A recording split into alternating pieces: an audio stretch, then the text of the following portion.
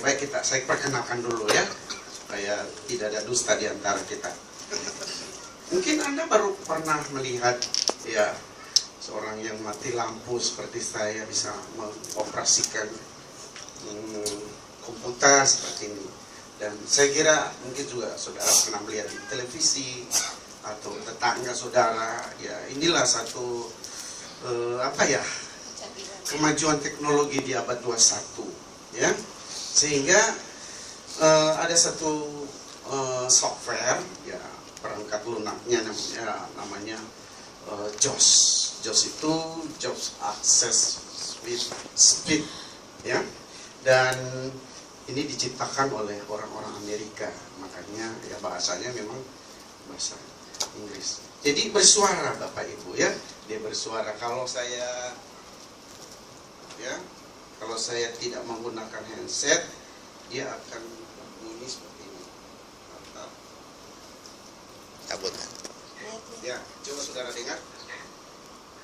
Kedengaran nggak? Nah, bahasa apa itu? Bukan bahasa roh loh saudara ya.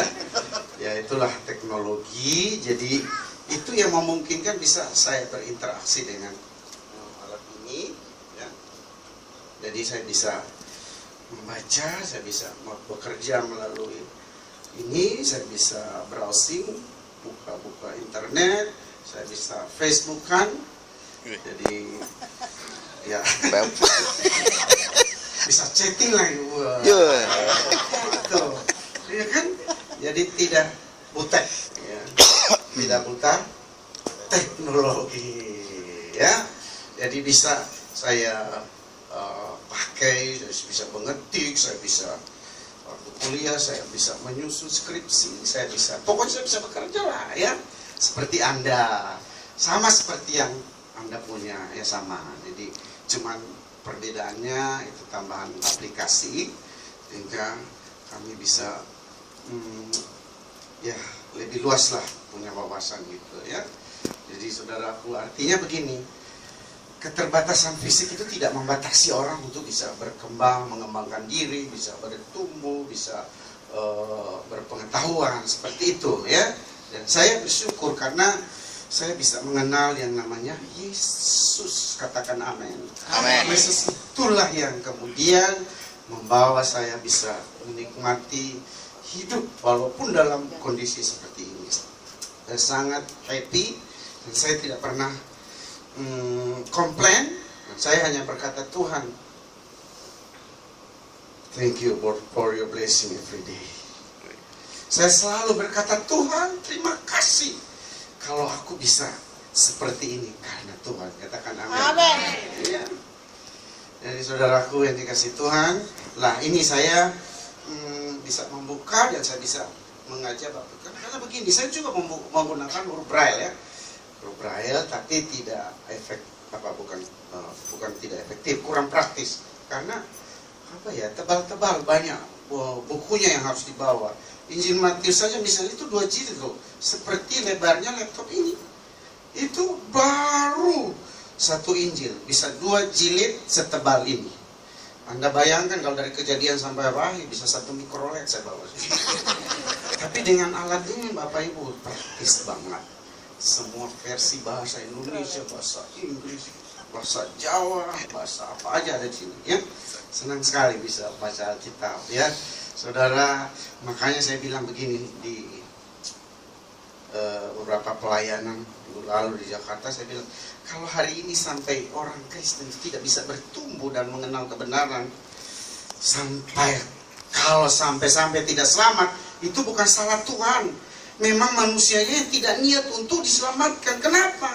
Karena sarana, fasilitas untuk mengenal kebenaran itu begitu mudahnya. Anda bisa baca Alkitab sepanjang masa, di mana saja, kapan saja, tidak terbatas, unlimited, kapan saja. Tapi ya dasar kalau tidak punya niat ya nggak niat aja. Tapi saya menghimbau supaya Anda semua niat diselamatkan. Katakan amin. Iya, Anda harus niat. Tuhan juga nggak bisa otomatis lalu, harus ada niat respon dari Bapak Ibu, mau nggak? Nah itu dia. Nah saya Mungkin sedikit agak lama perkenalannya. Oke. Saya saudara nggak usah khawatir, saya juga punya jam ya. Nanti saudara curiga saya lagi, Pak Ibrahim bisa sampai 11:30 nanti. Oh enggak, saya punya jam. Sekarang baru setengah, iya benar ya? 8:30 ya? Benar ya? Enggak? Benar kan? Iya, saya nggak bohong Bapak Ibu ya. Saudara dulu diam aja ya, tenang aja, nggak usah curiga. Pokoknya suka-suka saya lah ya. Saya yang pegang mikrofon berarti ya suka-suka saya mau sampai jam 12. Pokoknya berdoa saja, sebelum jam 2 kita udah selesai. Oke, kita baca deh satu ayat. Hari ini saya berikan tema sederhana, upah ketaatan. Apa Bapak Ibu? Upah ketaatan. Menggairahkan banget ya. Orang kalau dengar upah, waduh, lupa utang. Lupa utang ya. Oke. Saya bersyukur saudara punya tema sentral ya, tahun pembebasan Seutuh. seutuhnya. Saya mau tanya, kalau kita baca tema itu lalu apa ada di benak saudara? Halo, masih bersama saya? Masih. Apa yang ada di benak saudara? Saudara, saya mau sampaikan pesan Tuhan melalui yang saya tangkap dari tema ini. Boleh? Boleh. Jadi artinya begini Bapak Ibu, jangan lalu tema itu kemudian Anda salah tafsir, Anda salah tangkap. Ya? Apakah Tuhan hanya membebaskan sekedar utang gitu ya, penyakit, atau yang berhubungan dengan materi? Waduh, nilainya terlalu rendah banget saudara. Yang ingin Tuhan bebaskan Anda seutuhnya dari keterikatan kita kepada dunia ini, supaya dia menjadikan kita warga kerajaan Allah. Katakan amin. Amin. Itu beri tepuk tangan yang mulia bagi Tuhan. Itu pesan yang saya tangkap ketika Ibu Ruby berkata kami punya tema sentral. Oke lah, kalau Ibu punya keyakinan tahun ini Anda dibebaskan dari permasalahan, gampang sebetulnya. Soal utang gampang, soal ekonomi gampang. Yang penting hemat, rajin, jujur, kerja keras, dan saya percaya Anda dipulihkan. Katakan amin. Amin. Iya, nah kalau sudah itu Anda kerjakan, saya pastikan 110% firman Tuhan jamin Anda pasti diberkati. Amin. Itu ya. Jadi hari ini temanya upah Ketaatan. Bapak Ibu, seorang pemanah, Anda pernah lihat, dia begitu jitunya mengatur strategi supaya tidak salah sasaran. Tuhan itu begitu Bapak Ibu. Dia menaruh yang namanya hukum-hukum sederhana supaya bisa mengatur hidup ini.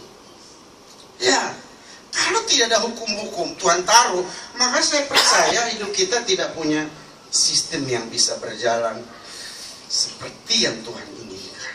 Hari ini Tuhan bilang, oke, kita baca satu ayat sebentar ya, saya buka. Ya. Ulangan pasal 13. Oke. Pasal 13.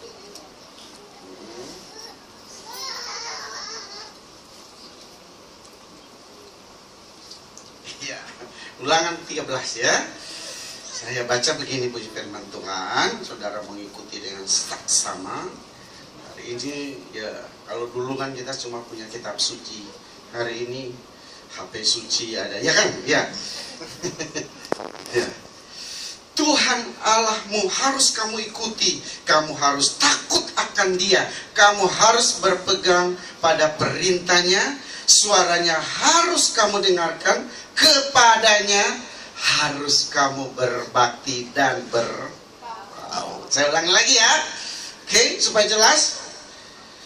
Tuhan Allahmu harus kamu ikuti, kamu harus takut akan Dia, kamu harus berpegang pada perintahnya, suaranya harus kamu dengarkan, kepadanya harus kamu berbakti dan Berpaut. Saya mau tanya Bapak Ibu, kata apa yang paling penting sih kira-kira? Aku. Halo? Bapak Ibu masih bersama dengan saya? Oh masih ya? Saya khawatir saya ngomong di sini, di bawah nggak ada orang, jadi saya konfirmasi dulu. Udah pergi lagi. Kata apa yang paling penting? Takut. Oke, penting juga, penting. Berpaut. Yang lain? Oke.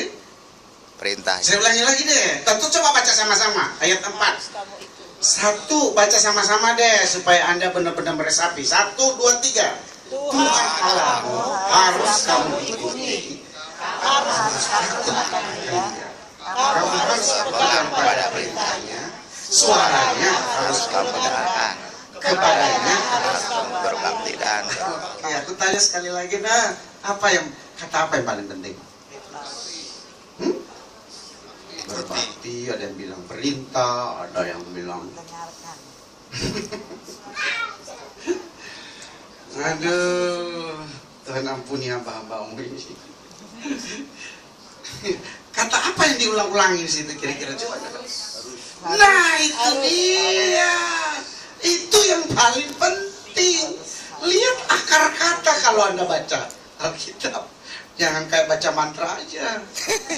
Baca Alkitab itu lihat akar katanya. Kata apa yang paling penting? harus.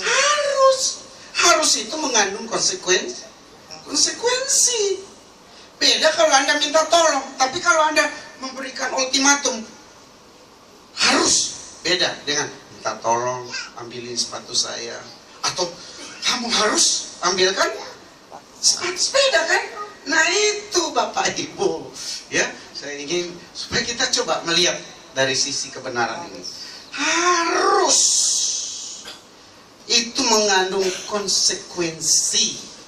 Kalau sampai kita tidak taat. Bapak Ibu yang dikasih Tuhan, ada satu kata yang penting sekali yang saya ingin garis bawahi. Ada 5 di situ kan. Yang pertama tadi apa dia bilang? Harus kamu ikuti. Tuhan Allahmu harus kamu ikuti.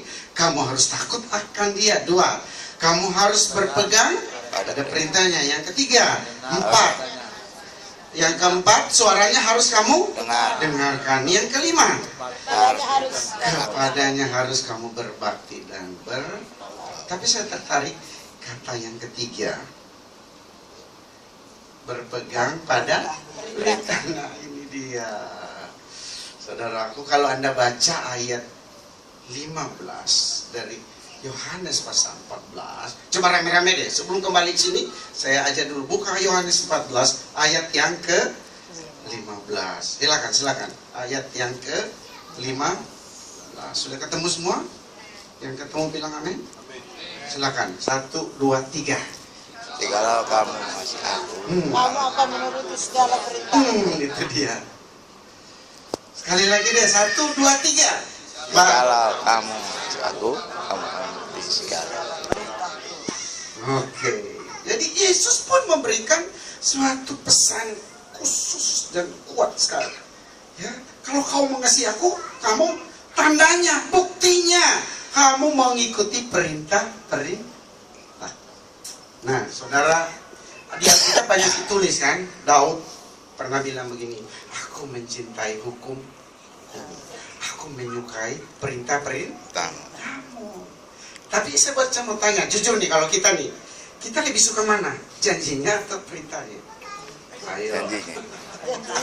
Kalau kita jujur nih, kita semua nih ada yang di ruangan ini, kita paling suka janjinya atau perintah-perintahnya? Janji. Oh Tuhan tolong. Aduh. Nah ini dia saudaraku ya. Lalu kalau saya tanya lagi, kalau janjinya yang Anda lebih suka, apa yang ada di pikiran saudara? Ikuti perintahnya. Terkait dengan janjinya, apa?